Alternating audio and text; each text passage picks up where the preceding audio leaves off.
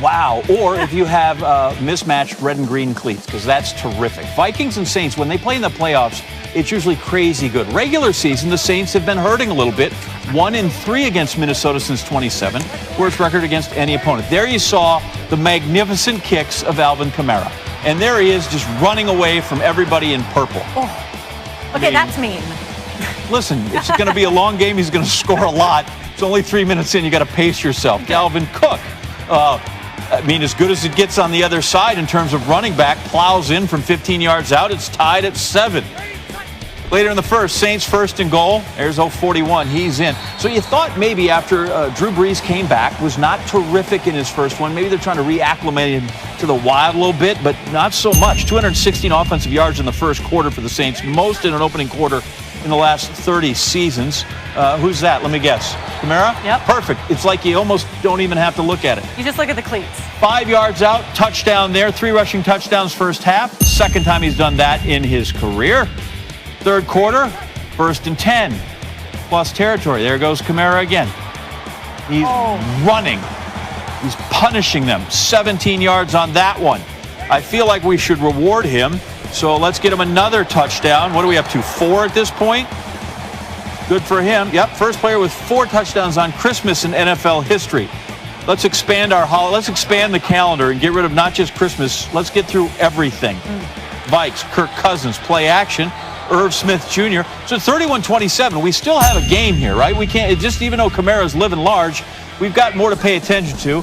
And are we going for 5? I feel a 5 coming on. There you go. That's 20 on the season. So Kamara and the kicks are dominating in this one.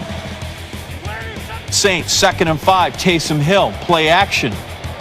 Kamara shakes a guy, gets free, wags the finger.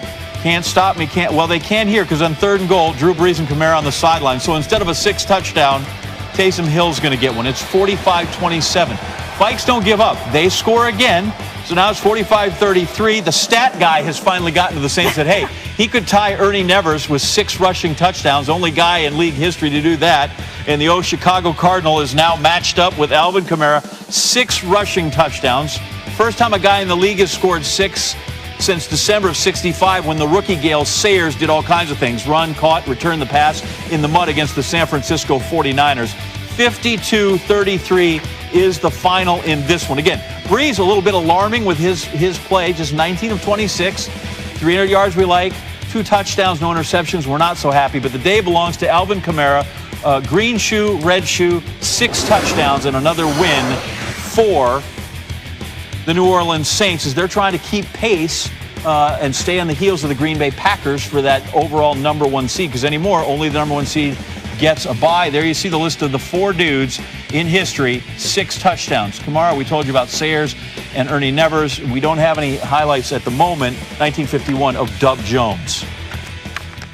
And we're bringing Mike Tannenbaum back with us to just break this game down and appreciate what we just saw. Everything looked easy for Alvin Kamara today. Everything looked good, including those cleats. What was working for him today? Ashley, what a historic performance by Alvin Kamara and that Saint offense. They just dominated the line of scrimmage. They averaged 8 yards a carry, which is really remarkable. On the other side of the ball, Minnesota was missing 3 key defenders. Danielle Hunter, Anthony Barr, and today it was Eric Hendricks who was also out. So you take out 3 key defenders as well as some really poor tackling in that Vikings secondary, and New Orleans just dominating it up front. Kamara with the 6 rushing touchdowns.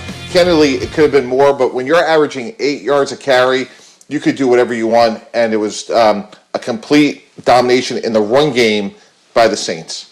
Yeah, certainly. And the Saints are lucky they have Kamara today because Drew Brees was coming off his injury last week, did not look great. He didn't look great today. He had 2 picks. He had no touchdowns. What are you seeing from Drew Brees? You know what, Ashley? There were a couple other interceptions that were dropped by the Vikings. If I was the Saints, I'd be really concerned. When Drew Brees is trying to get the ball down the field and outside the numbers, he's really struggling. He's putting a lot of air under the ball. He just doesn't seem to be able to drive the ball with the same strength that we're used to seeing in a Hall of Fame career. And as they get into the playoffs, they're going to be playing much more rugged defenses than what they saw today. Teams are going to compress the field, and he's going to have to throw those defenses out of those tighter coverages And I don't know if he can.